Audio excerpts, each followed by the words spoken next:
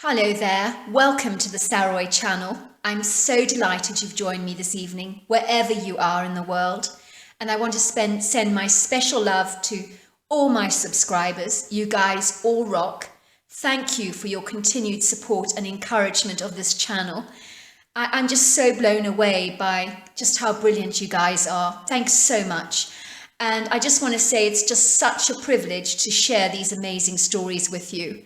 And I also want to thank the people that send me these incredible Bigfoot encounters that are just so phenomenal. Many that have been sitting on for many long years, secrets that people have not revealed because they've been so afraid to come forward. So I'm so grateful that tonight we have one of those stories, and I know you're going to love it. Imagine for a moment that you're on a bus and you get off to go and have a pee.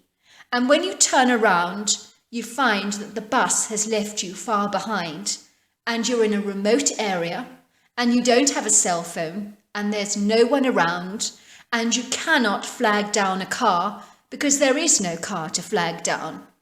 You're stuck there and you just have to hope with all your heart that someone on the bus realizes that you're not there.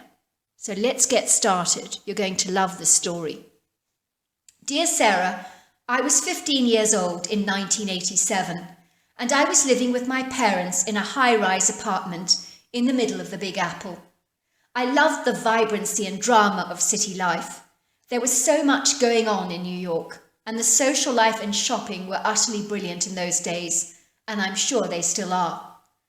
I had made so many friends over the years, so I was utterly devastated when my dad was being relocated to Seattle in his business. And I remember it was in the middle of the school year, which was highly inconvenient, very impractical for me, and I was as mad as hell. My parents tried to calm me down and reassure me that life in Seattle would be good for us, and that eventually I would make some new friends. They also told me that Seattle was a cultural rich city that was both vibrant and exciting, just like New York, and I would love it there. I remember spending the remaining time we had left in New York feeling dreadfully sorry for myself by sulking all the time and refusing to engage with my parents in conversation. I really thought that behaving in this way would get my parents' attention and that ultimately they would change their minds and we would stay in New York. But that was not to happen. Even though my parents were upset by my tumultuous behavior, their minds were clearly made up. And we were relocating to Seattle come hell or high water. I remember that the day we moved into our Seattle apartment, I was surprised to find that it was even more beautiful than the one we had in New York, and it had magnificent views over the entire city and a fascinating view of the Space Needle. The school holidays were to start in a day or so, and my mother got a call from the principal of that school that I was going to attend, asking if I would be interested in going on a bus trip to the Pacific Northwest, which would end in San Francisco, and was going to happen the next day. I just wondered if Emma would be interested in coming along, she said. It's not at all compulsory because it's a school holiday, but for those who are interested in it, it will be a great deal of fun. Your daughter, being new to our school, will be able to make some friends before she starts the new term. I just thought it would be a great idea for her. I think it's a wonderful idea, said my mother, and I'm so grateful you phoned. And it's so thoughtful of you to include Emma, because she won't feel so much like a fish out of water when she starts her first day of school after the holidays. She is a desperately shy child, you know. That was my thinking, said the headmistress. It can be difficult for new girls to adjust to a whole new environment, especially if they're as shy as your daughter is. There'll be 40 girls on the bus, not all in Emma's year, but between the ages of 13 and 17. Make sure she packs lightly with casual clothes, because there'll be a lot of rough and tumble on that trip. And we have booked the kids into affordable accommodation, but I would recommend giving her pocket money for the stops on the journey so that she can get cool drinks, snacks, and magazines. When my mother told me about the adventure I was going to have in the Pacific Northwest on a school bus, I was furious with her. Why would you just say yes like that, I complained. Did it not occur to you to ask me first, before mapping out my whole life for me? Darling, it'll be a wonderful opportunity to make friends before you start the new term. You'll feel so much less awkward. I know how terribly shy you are. That's exactly why I don't want to go. I don't feel comfortable around strangers. People will be staring at me because I'm new, and no one will be sitting next to me on the bus because I do not know anyone. People always ignore the new girl, and I'm going to be the odd one out. Nonsense, said my mother. Just you wait and see.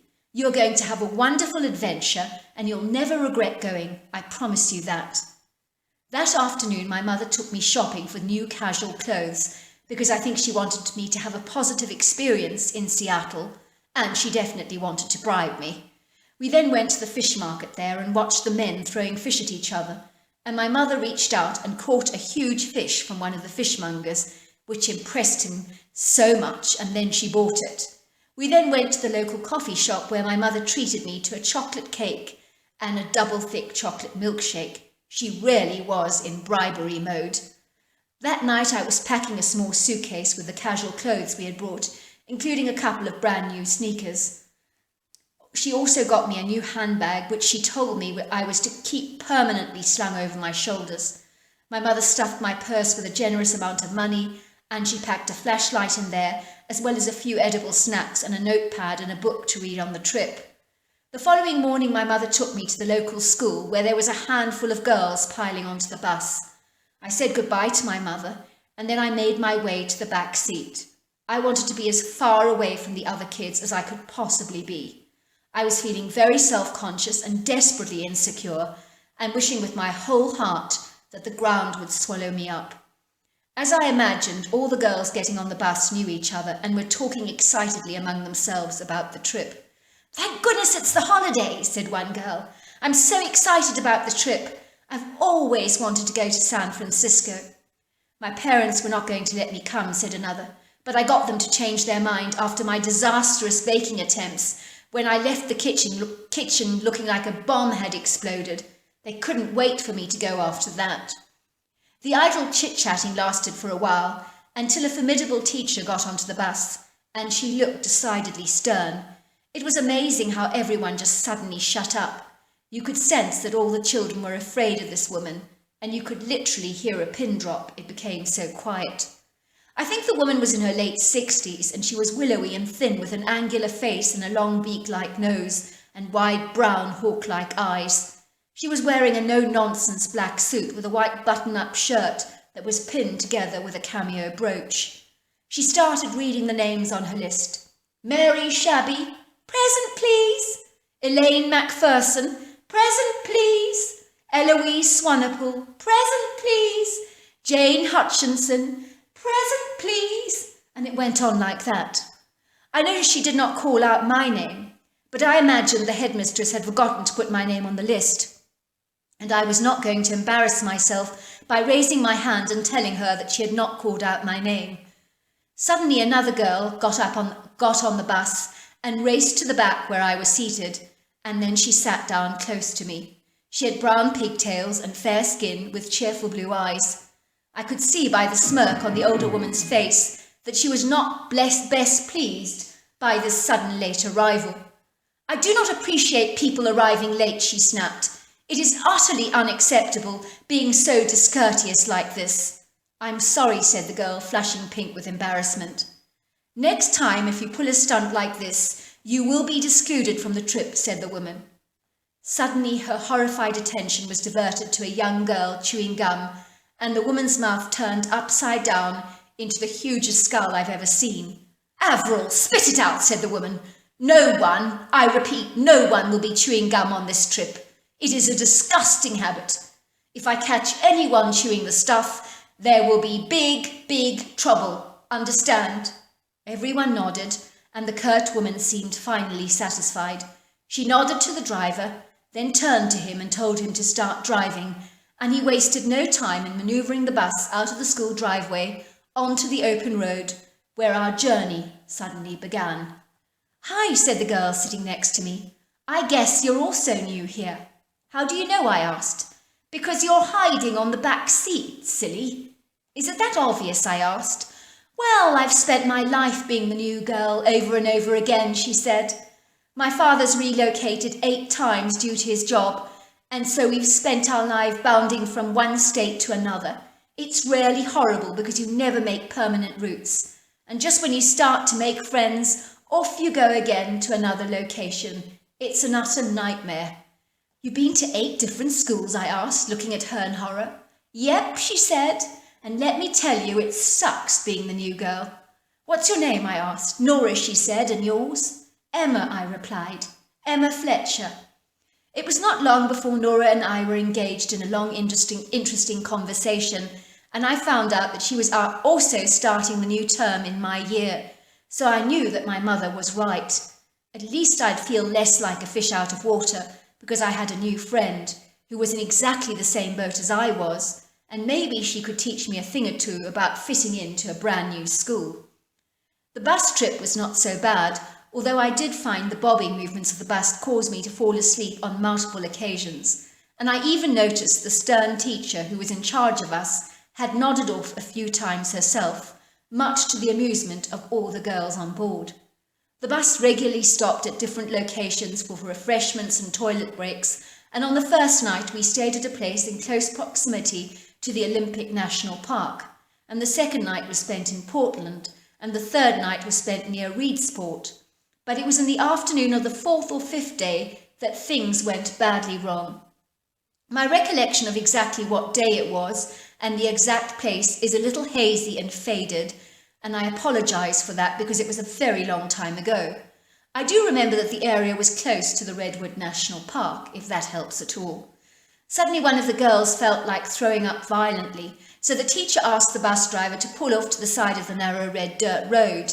It was an impromptu stop that had to be made because the girl was certain she was going to throw up everywhere, and the teacher did not want to throwing up in a paper bag and smelling out the whole bus. If you must be sick, she scolded, then it's not going to be on this bus. The girl got off with the teacher trailing behind her. We could hear her spew out her stomach contents violently.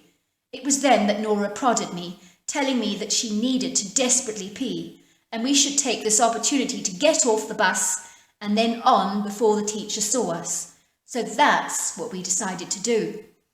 We were in a remote wooded area where there were no cars in sight. It was like we were in the middle of nowhere, surrounded by purplish mountainous valleys and large statuesque redwood trees that were both regal and majestic in their appearance.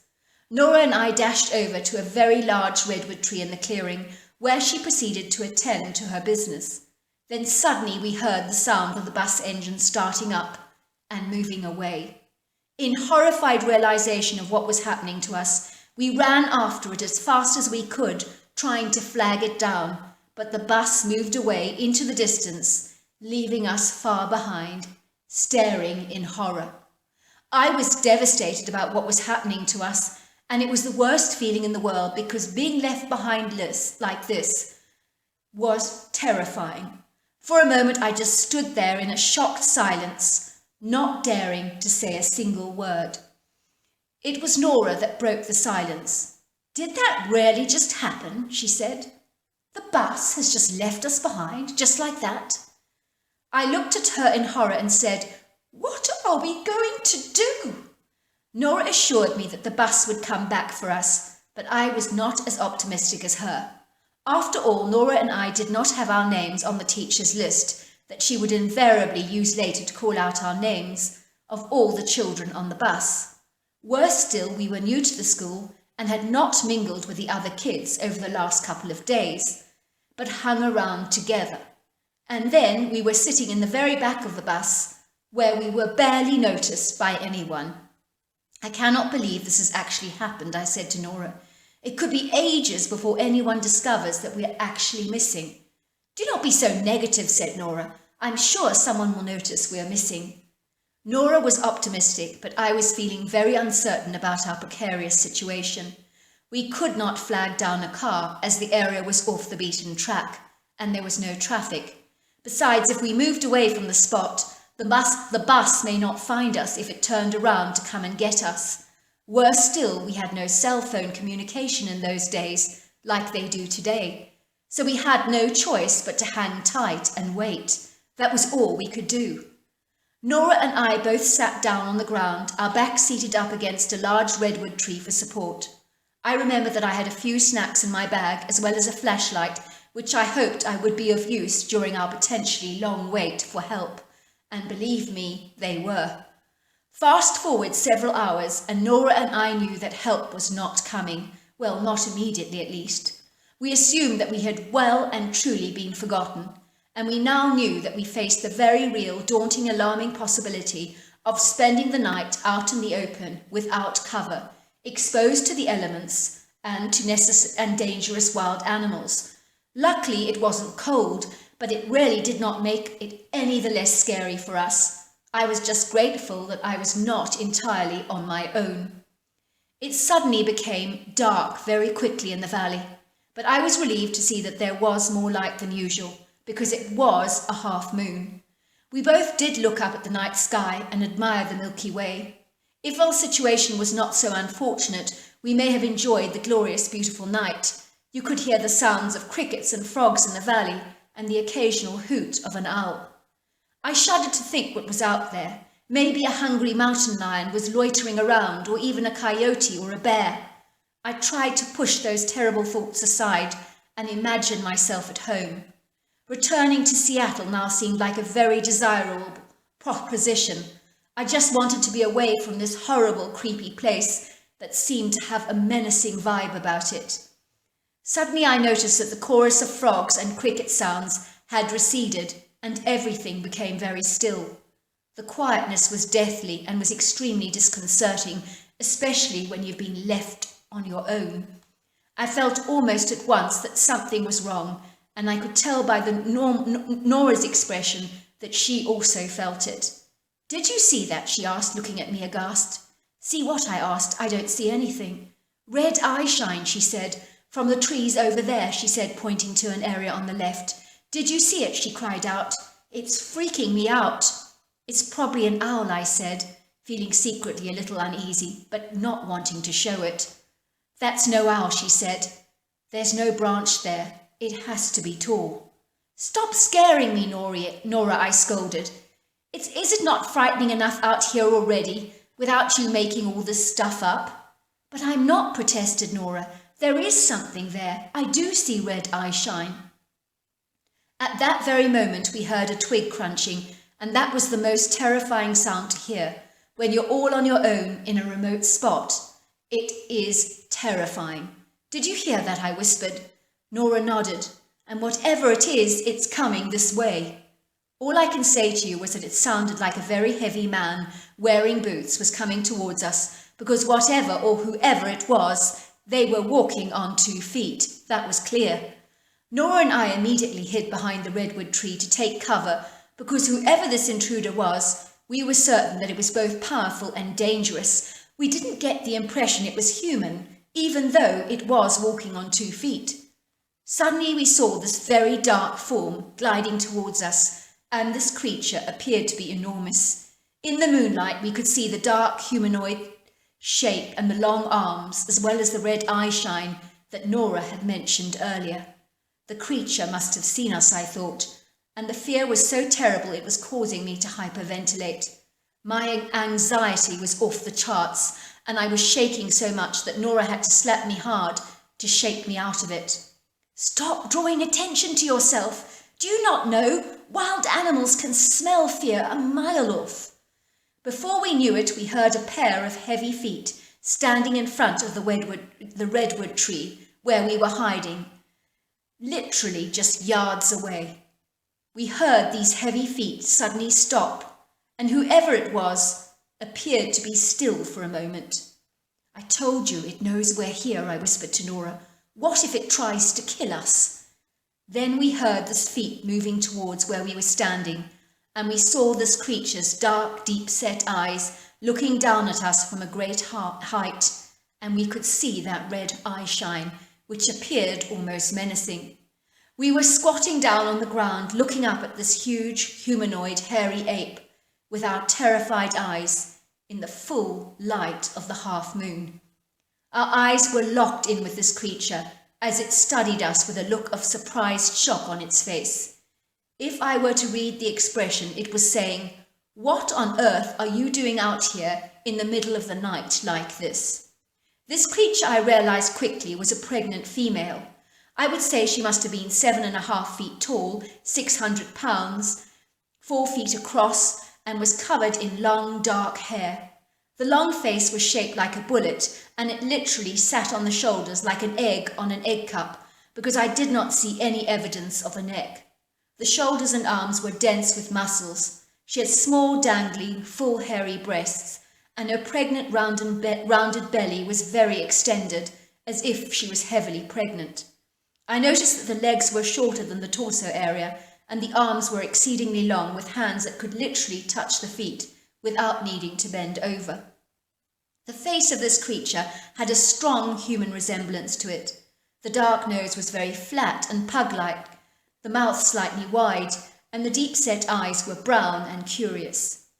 Minutes felt like hours as the creature just stared at us, and we were so paralysed with fear that we continued to crouch down on the ground, barely able to move a muscle. The creature studied us and scratched her head, looking like a human being in deep contemplation that was struggling to make a decision. Finally, she made a call that sounded identical to that of an owl, and to our surprise we saw another one of these creatures darting over to the redwood trees where we had been hiding. It was as if the creature knew exactly where the call was coming from. It was quite uncanny. We noticed that the creature was also female, but a lot shorter at about 4.5 feet tall, and I distinctly got the impression that she was young. The young creature looked at us in surprise and shock, as if we were the last thing in the world that she expected to see. The pregnant female was pointing at us and chatting away in a strange tongue, and the conversation went on backwards and forwards between the two of them for what seemed like a long time. I knew that they were discussing us. I saw the younger female gliding away, and she came back a while later with a farmer's haystack in her arms. She laid it up next to the tree like a big nest for us to sit on. I think it was then that Nora and I realised that the creature was not going to harm us, but was trying to help us, and we were amazed and humbled at the same time. The creature beckoned to us to sit on the haystack that they had piled out neatly all over the tree, which we did, and although it was a little itchy on our skins, it was a lot more comfortable than the hard ground for us. The large pregnant creature just glided away while the smaller female shimmered up the redwood tree until she lifted herself up to the higher canopy, and I truly got the impression that she was there to guard us. Those thoughts were confirmed when a couple of coyotes came near to where we were sitting and were smelling our scent with a keen interest. Suddenly the young female humanoid leapt out of the tree, landing on her feet with the agility of a domestic house cat, and when the creatures saw her, they scurried away in terror, letting out some dog-like whimpers. The weirdest thing was that we should have been terrified being out there alone with these nightly predators around, the most horrifying of all being these hairy humanoids, but their reaction to us was of such kind concern that we no longer felt afraid of them. I can honestly say that knowing that these apex predators had our backs made the daunting prospect of spending the night under the redwood trees far less intimidating for us, because under their protection we were definitely safe. It was in the early hours of the morning, when it was still dark, that we were awakened to the sound of an owl hoot from the younger female in the canopy.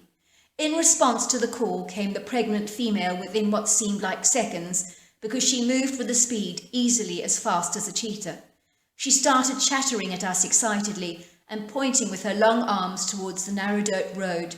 We could hear footsteps and voices, and Nora and I ran towards them, while the pregnant female slipped away and retreated with the younger one back to the undergrowth.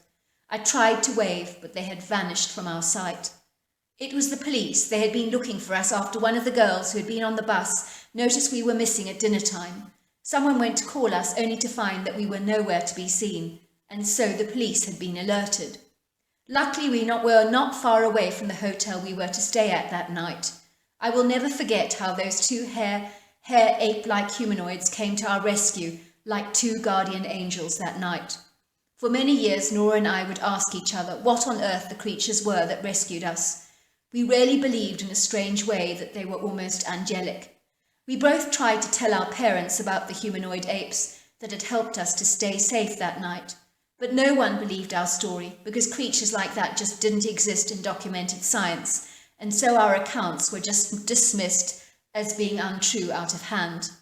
I now know all these years later that what we encountered was a Sasquatch or a Bigfoot on that summer's night when Nora and I were left behind.